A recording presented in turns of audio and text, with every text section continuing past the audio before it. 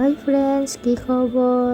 আজি আমাৰ খুৰাৰ 12 দিনীয়া সকাম চলি আছে আৰু মই অলপকৈ ভিডিঅ' তুলি থৈছোঁ। এইফালে আহিলে ফুলমতি চব্জি কাটিবৰ কাৰণে আৰু মোৰ হাজবেণ্ডে এইফালে চুৰিয়া পিন্ধি আছে। চুৰিয়া পিন্ধিব নাজানে, কিন্তু তেতিয়াও অলপ কষ্ট কৰি পিন্ধি আছে আৰু এয়া চব্জি কাটি হোৱাৰ পিছত খুৰীহঁতক এয়া চিৰা দৈ খাবলৈ দিছে। চিৰা দৈ খাই আছে খুৰীহঁতে আৰু তাৰপিছতে আমিও চিৰা দৈ খাবলৈ বহি গ'লোঁ।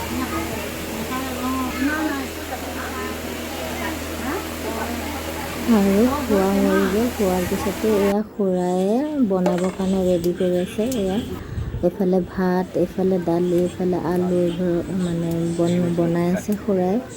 আৰু মই পাছপৰা আপোনালোকক দেখাব নোৱাৰিলোঁ। আৰু এইফালে পচন্দ কৰি আছে।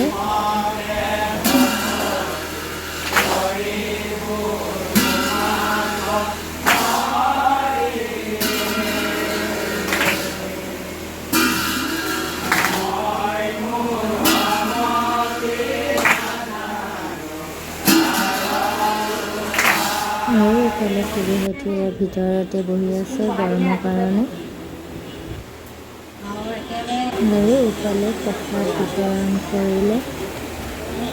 সকলোৱে খাই আছে প্ৰসাদ। আৰু প্ৰসাদ খোৱাৰ পিছত এয়া চাউল প্ৰসাদ সকলোৱে খাই আছে। এয়া সকলোৱে খাই আছে। যদি মোৰ ভিডিঅ'টো ভাল লাগিছে তেনেহ'লে লাইক, শ্বেয়াৰ, ছাবস্ক্ৰাইব কৰিবলৈ নাপাহৰিব।